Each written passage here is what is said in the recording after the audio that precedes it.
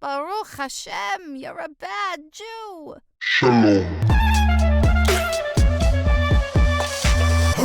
Hey, you made it back to another episode of Bad Jew, the place where there is no such thing as a bad Jew. With me today is Yo Mark Jean. You might have seen him on TikTok. You might have seen him on Instagram. You probably have heard his music on Spotify.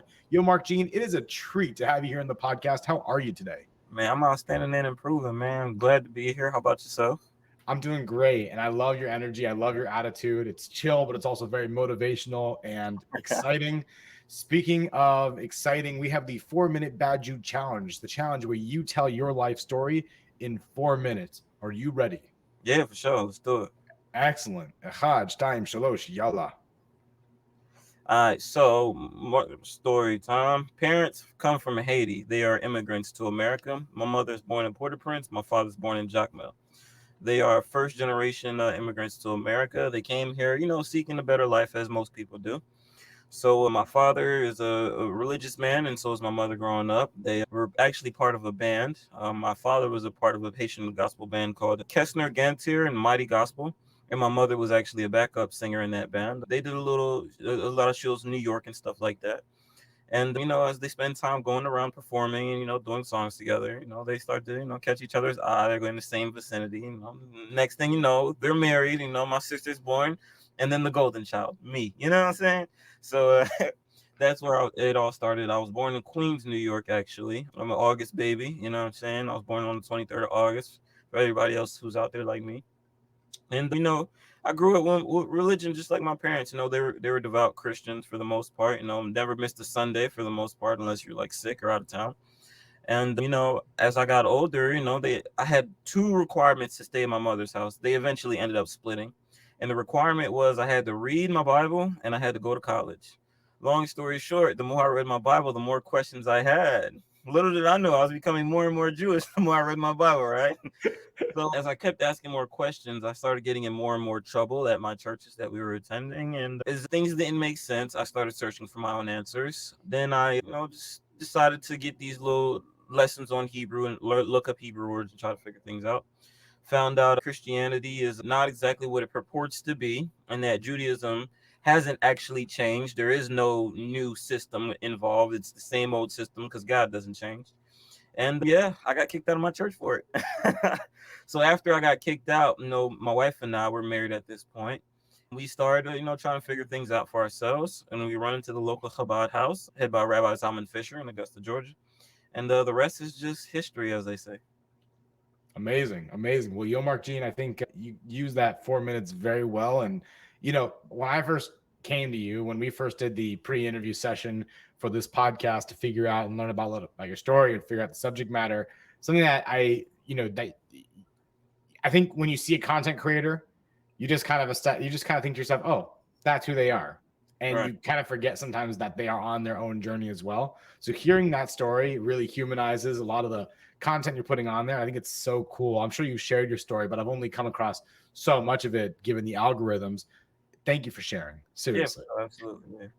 So there's this relationship that you pointed out in your challenge, which is the relationship between Christianity and Judaism. I would say that there is a very tight bond internationally. It's been rocky at times, but it seems like it's in a pretty decent place today.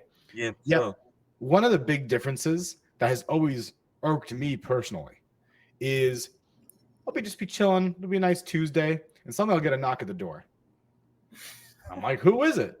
And I open the door, and there is some random churchgoer with their child present, using their child, of course, as leverage to not yell at the person.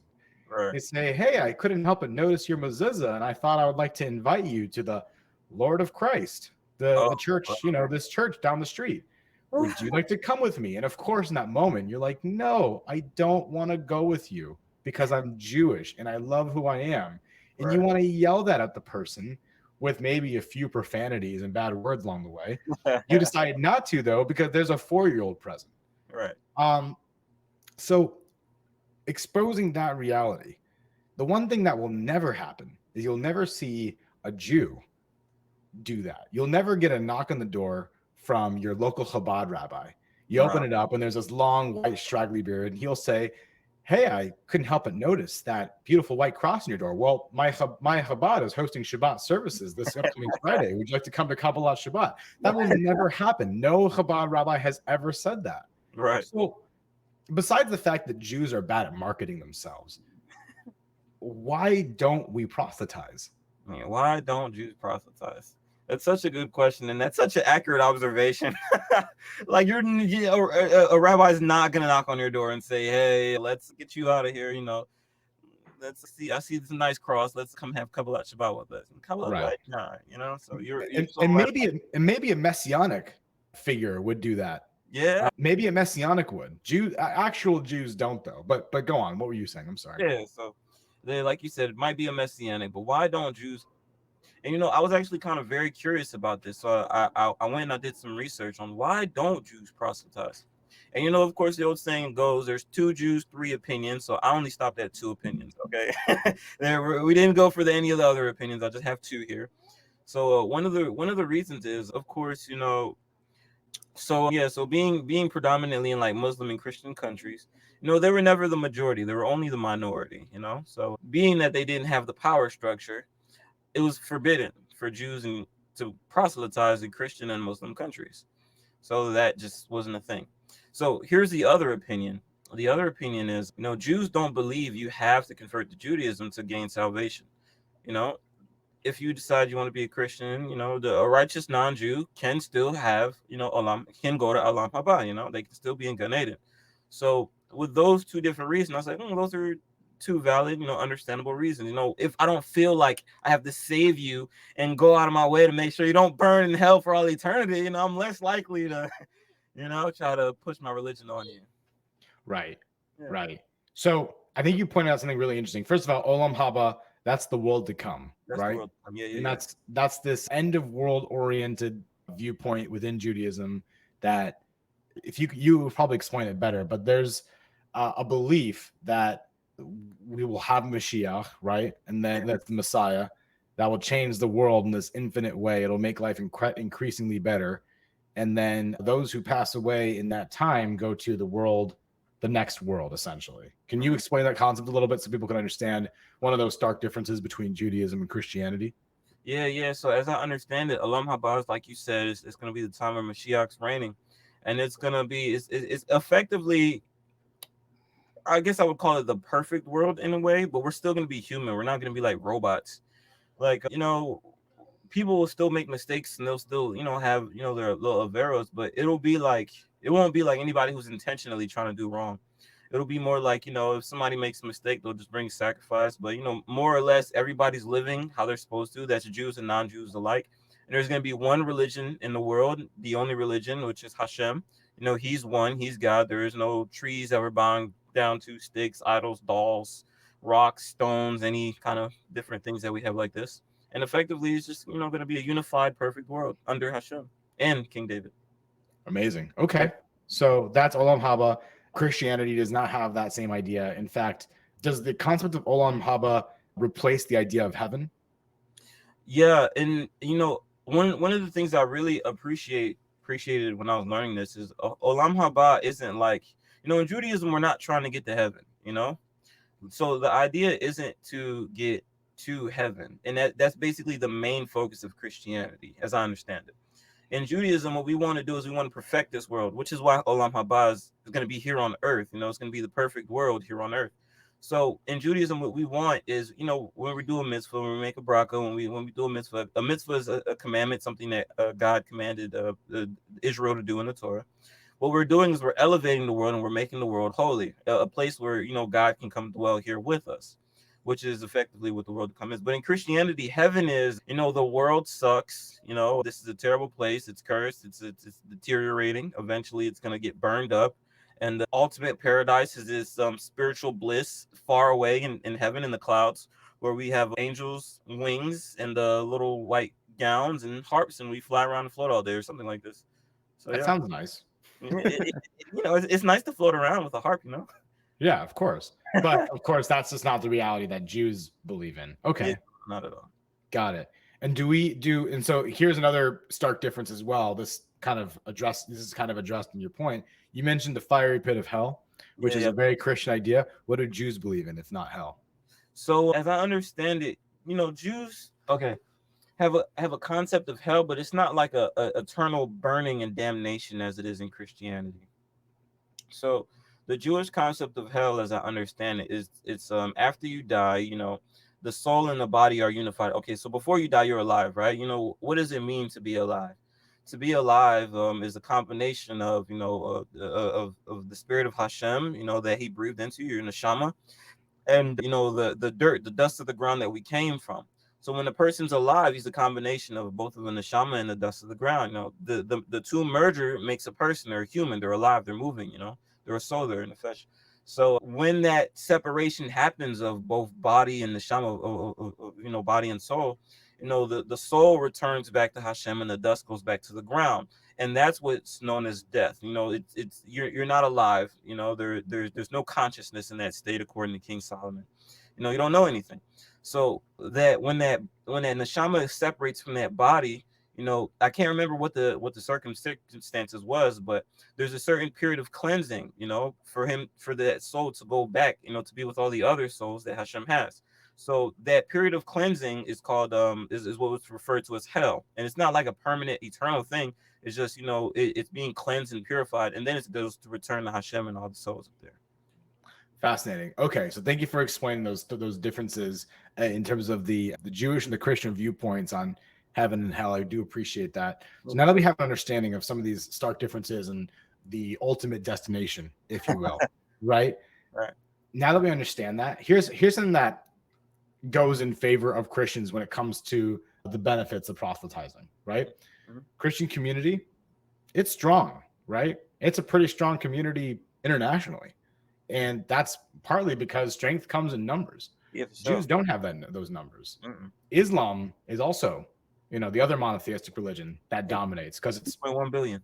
It's pretty damn strong. It's Yeah. really strong, right? It's only 15 million Jews on Earth, or 16 million Jews on Earth. Our numbers don't really compete against the 1.1 billion that you just said, and I don't even know the number for the Christians, right? 3.3, I believe. Yeah. 3.3 billion. Okay, Yeah, so there you go. 2.1. Yep. So, okay, we essentially are outnumbered 4.4 billion to 15 million, right? Yeah, basically. Yeah. Quick math, right? We're completely outnumbered. Wouldn't it help if we at least made the effort to start knocking on doors? Isn't it a good thing for the strength of us and the survival of our people to start knocking on doors and inviting people to Shabbat dinners? There was actually a conversation about that that happened a long time ago. Aside from there being less incentive for Jews to do it because they don't feel like all Christians have to do it, but there was a point in time where the rabbis at the time actually discouraged heavily for Jews to proselytize. So before that, there's two main times where I know that Jews had converts, and they were the dominant religion in the area, and that they had converts, and that was during the period with Mordecai and Esther, and whatever time period that was, it's escaping me off the top of my lips. So during that time, they were very influential. We all know Haman tried to go up against the Jews, and that failed miserably. And at the end of the Megillah, it tells the story of how so many people converted to Judaism after hearing the victory that the Jews had. And then the second time was in a very similar holiday, where they tried to eradicate the Jews, but it was a different kind of eradication. It was more of a spiritual eradication, which was the Maccabean period, where we have a Hanukkah now. So there was a large group called the Idumeans, which I think are just the Edomites, Esau's children, I believe. And they also made a mass conversion. It wasn't like a very solid, strong conversion, but they also did a mass conversion. And so those are the two times where that I'm aware of that Jews had a large number of converts to Judaism. But they don't. There's no real push, because shortly after these two events, we have Paul and Christianity, the Advent. And basically what Paul is selling, which would make any person who's looking at the two options pick Christianity, you get all the benefits of being Jewish without any of the mitzvahs and any of the work. That's what Christianity is effectively selling. Paul has a statement where he says something to the effect of, if you are Christ, then you are seeds of Abraham according to the promise. And he goes on to say that, the covenant at Sinai that God made with Israel. Hey, you know, just because he made that covenant, hey, the covenant he made with Abraham supersedes that covenant. It's a greater covenant, so you don't have to do any of the mitzvahs in the Torah, and you can get all the benefits without any of the circumcision and any of the commandments. So naturally, a lot of people are attracted to that. It's a very much easier, more appealing religion to go to if they had to choose between the two. So yeah, Fascinating. yeah, for sure. You know, I guess my curiosity then is, especially for someone like yourself who converted to Judaism, Yeah, what is the selling point of Judaism? Because let's face it, it's not an easy religion. yeah, It's for not sure. a religion that is even in the native tongue of most countries, right? Yeah, yeah. And on top of it not being a native language to most people, Mm. there are 613 commandments that you have to attempt to abide by. So you're constantly dodging over hoops and loops of morals and values and ethics. Yeah, And then you're told that there are basic pleasures out there that you just simply can't go and enjoy. Like, I'm going to go ahead and bring up a topic that probably will make this episode rated X, rated E for explicit, but you know, like masturbation, for right. example, Yeah, something sure. like that. Yeah, Self-pleasure, right, is not welcomed, right? We'll probably do an episode about that in the future. right. But the bottom line is that there are these constant restrictions that Judaism has along the way. I haven't even touched the surface. If you're a woman, there's even more. Yeah, right. I think the barrier of entry for a woman is actually higher. So what is the selling point of Judaism? Why would anyone convert? That is such a valid question. Why would anybody convert to Judaism? And it's like, you know, people want to know, like, why did I convert? You know, and you know, I have the rational answer, and then I have the spiritual answer, and Okay. then there's the other answers that other people have. But I guess I'll start with the spiritual answer. And you know, they say every Jewish soul was at Mount Sinai, you know, when Hashem thundered the commandments. So, you know, I was probably a convert before I ever knew a convert. And you know, my rabbi actually talked about this. It says in the Talmud, he says something to the effect, I can't remember the tractate or where it's at, but it's something to the effect of, you know, when a convert converts, and he asks the question, he says, why does it say when a convert converts? Why doesn't it say when a non-Jew converts? Well, there's actually a really funny story somebody told me. It says the reason that it's a convert converts is because a clumsy angel misplaced one of the Jewish neshamas. So I just thought that was so funny, you know. But so you're going to convert to Judaism before you even know it, right? So that's the spiritual answer. But then there's the rational answer. And that's the answer that I really connect with the most. And the rational answer is it usually has stuff to do with the text, the Tanakh, you know, the Torah, you know, what we're reading, you know, concrete evidence, historical evidence, the things that we can verify. And that's the rationale for me. So if I was to go in to start being specific, okay, so Hashem made a spectacular miracle that's documented that everyone can verify happened. He thundered the Torah at Mount Sinai. Jews made an exodus from Egypt, and they were living in the land of Israel. This is a verifiable fact that nobody can disagree with. We have relics, we have buildings that are being found in the rubble. We have obelisks from other nations in the past who are commenting on Israeli kings that they either did battle with or they conquered or they lost to or whatever the situation was. So this is verifiable, and I can look through history, or I can catch an airplane and go to that site and look at it and touch it with my own two hands. That is one of the more rational reasons for me to feel like Judaism is the real religion, because I can verify it with my own hands and eyes. Another thing is the text. The text is very specific. Okay, Hashem thundered the Torah. He doesn't change, and we're supposed to keep mitzvahs. This is what he commanded to the nation of Israel. And of course, history verifies that. Now, as I'm reading and examining the text, there's no place where he says something to the effect of there's going to be this new guy.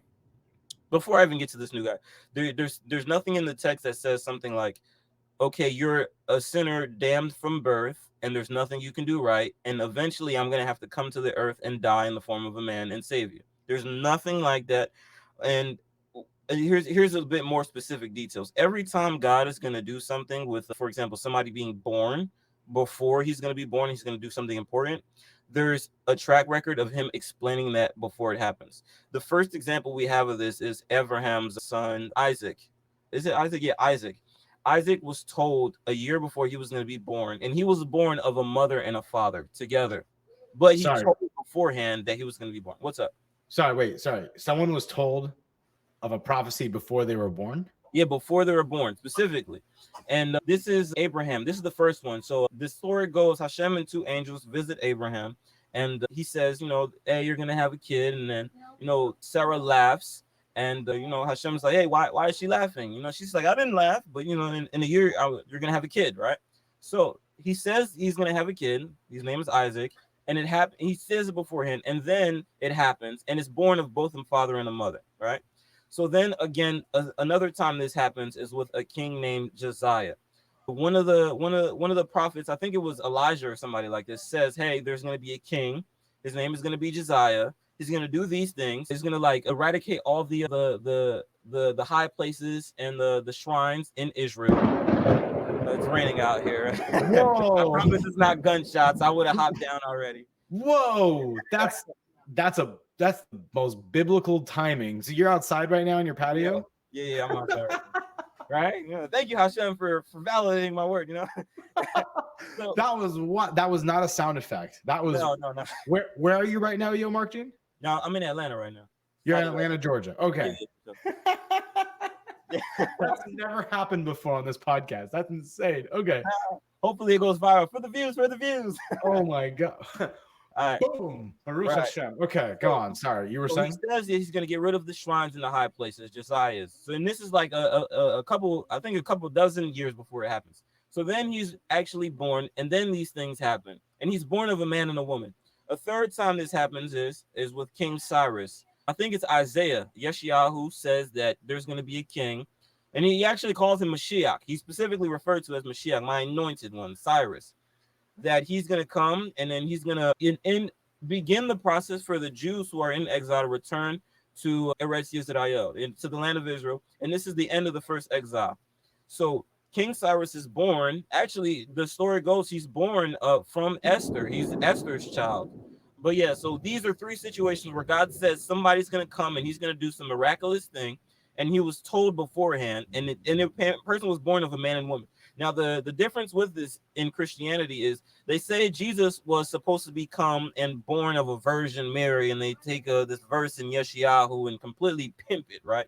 They pimp it, and they sell it, and they get paid for it. Man, they get rich off this verse. So what it says is, the maiden is gonna conceive, and she's gonna have a child. And they use this verse to say, hey, Jesus is going to be born miraculously of a virgin with no father. Okay, let's bear with them. Let's play the game with them. Let's say this is true. All it says is that this guy is going to be born. And in context with the chapter, it's saying that there's going to be a king who's not going to be a problem anymore. And Israel's going to not have this problem with this king. It's like Rezin in Samaria. Rezin is Samaritan and I think somewhere else. So this verse that they pimp out of context is supposedly supposed to be a man born of one woman, and it has nothing to do with the situation. So it's little rationale things like that make it hard for me to accept Christianity. But that's also the reason why I feel the draw towards Judaism. Because when I go back and I do fact checking, when I read the text in context, when I look at what's being said, it actually makes sense. It's verifiable. It's logically rational. And that's one of the biggest selling points for me and for a lot of the people who convert. And that's one of the biggest draws aside from the spiritual answer.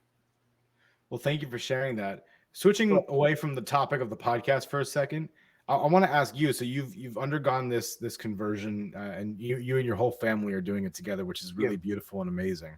Yeah. I'm curious, how has the Christian community, let alone your extended family that I assume is also Christian, how have they responded to your descending from Christianity? Depends on which family member. Sure. Yeah, So my wife's side of the family is accepting it. They disagree vehemently, but this is what we're pursuing, so they're dealing with it. Is basically. And my wife's mom is actually coming around. She's learning a few Hebrew words, and she's like, "Oh, the holidays are coming up." Yeah, she's educating herself on it. But my side of the family, my mom, and my dad, my mom's started watching conservative synagogue videos, and she's like, "Okay." She's like, "Man, I used to live in New York, right? When we were younger." She's like, "Yeah, I used to work for a Jewish company. I went to the synagogue on Shabbat. My clients, I would take them, da da da da." I'm like, man, I never knew any of this. And my dad, he's a very religious person too. So he's just like, I don't know anything about the Jews, but they are in the Bible. So, okay. Yeah. Yeah, for sure. Right. Yeah. Okay. So the community, though, the Christian community is very intolerant. You know, the people who I made friends with, they're my friends, right? So regardless of if we have a different religion, hey, we're friends. So we just don't talk about it. But the people who aren't my friends are the people, of course, they feel like they want to convert me or talk me out of it. And the Christian Bible is very anti-Semitic, so it's like, oh, this is they're the synagogue of Satan and da da da da, and there's all these different false conspiracy theories. So it can get it. I used to get into a lot of heated debates with the Christian community, but as I got older and more bored with the argument, I usually just say, hey, why don't I just send you a video and you send me a video, and we'll dialogue about it afterwards. And after we send each other videos, I don't ever watch the video. I'm sure they never watch the video. We just don't talk about it. It's a good way to go about it. I like that answer. That's pretty funny. I wish I could say that to all the trolls on TikTok and Instagram who troll me for being Jewish or being pro-Israel. Yeah. So that's a whole thing. Speaking of pro-Israel, this is quite the time to be in the conversion process. Yeah. Right. So how has the geopolitical craziness of the Israel-Hamas situation, how has that impacted your conversion process? Yeah, it's like the worst time to pick to convert to Judaism, right? Everybody's looking at you like, what are you doing? It's like the worst time. If there was a worst time to pick it, it's now. And I feel like that's the best time to convert to Judaism. Because now I'm serious. I'm not playing around. It's increasingly anti-Semitic.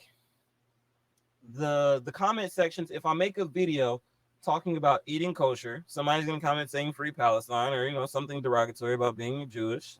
And I get anti-Semitic comments. I'm not even Jewish yet. Actually, at work, people have issues with me. I found out I got slandered really bad. They say, "Oh, he's an Orthodox Jew. He doesn't think women should work." What? I'm like, what? So now I'm seeing what it's like to be and treated with anti-Semitism. So and I feel like all of this really ramped up after October 7th. But I feel like converting now, even though it's like a logically terrible time because there's so much opposition against the Jews, I feel like it's the best time because I'm doing it now and I'm making videos and talking about it now. Not only am I encouraging myself, I'm encouraging other people too. So it's like, yeah, the timing, like on a rational level, sucks, but spiritually and for the whole community, I feel like it's a great time for me and everybody. I love your optimism and I encourage you to keep on going with it. I have one more question for you, and that is, what is something that you wish Christians knew more about Jews and their perspective when it comes to proselytizing? If I was to tell a Christian, I would say it's okay to have differences. It's okay for somebody else to be different than you. You shouldn't have, it's okay to feel like your religion is like the superior religion because it's yours. Yours is better, of course. Mine is better. What I'm saying, we're people. But it's okay to not talk about it. It's okay to not, bring it up and try to convert and persuade somebody about your religion. I mean, Christianity is 2,000 years old. Jewish people have heard of it. We've refuted it and resisted it for thousands of years. We haven't changed. Probably not going to. It's okay to just be different, That would be what I would say. It's okay to have differences. Diversity is a good thing, I love that answer. I think it's practical. I think it's easy, and it's not saying it's not saying your religion is inferior to mine. Right. It's inclusive. It's saying, listen, you do you, and I'll do me, and we can live in harmony together. Isn't that what God wanted anyway? For sure. That's why the Noahide laws exist in the Torah. The 7 Noahide laws. We did an episode long while ago about, is the Torah only for Jews? Right. And it was an incredible episode where this frum woman who lives in the West Bank, in one of the settlements in the West Bank, she teaches Christians about the Torah because Christians oftentimes are very curious. You have certain sects of Christians who want to practice aspects of the Torah. And so the 7 Noahide laws come in, and that's for non-Jews. And as you said before, in Olam Haba, the world to come, Jews and Christians and any person that is righteous, doesn't matter their creed or belief or religious system are welcome there. Yeah. You know, so I think that's a really beautiful idea. I think that this stark difference is, I think it's really enlightening, and I want to thank you for being on the show, being vulnerable, talking about your journey, and also talking about, you know, the questions that have come along that have been met with discernment in a negative way. It's you know, I really do appreciate your vulnerability. For those who are listening to the podcast, what is the best way for them to reach out to you, to connect with you, to even tune into your music? Oh yeah, man. Instagram is a very popular way for people to reach out to me and just talk. You know, a lot of people, send me messages, and I thank you guys for the messages that you send. A lot of times, these are beautiful, well written, crafted, heartwarming messages. Like, thank you. And a lot of people reach out on Instagram. Some people send me emails. Some people send me messages on TikTok. So, but I would definitely say email is the best. I might not get back to you immediately because there is such a large volume of people sending me messages, but I will get back to you eventually. I respond to every person, even if it takes me a week or two. Got an awesome fan base. Also, everyone should go and listen to Beautiful People. That's Yo Mark Jean's most recent song. You can catch it on Spotify. Yo Mark Jean has incredible music. It's incredibly uplifting. It's a really great twist on Jewish music. I think everyone should really go check it out. Everyone, to the listeners, I just want to thank you for turning into Bad Jew. If you have the time, please go to badjew.co. That is our merchandise website where you can go ahead and buy our merch. We have the Mazel Tough t-shirts and tank tops that you can rep at the gym. We have He Brewed coffee mugs that you can get. We have Schmooze Cruise wine tumblers that you can drink with your girlies. It's a great time. Everyone should go check it out. Please go to badjew.co to learn more and to support the channel. And to the listeners, we'll see you next Wednesday on another episode of Bad Jew. Shalom.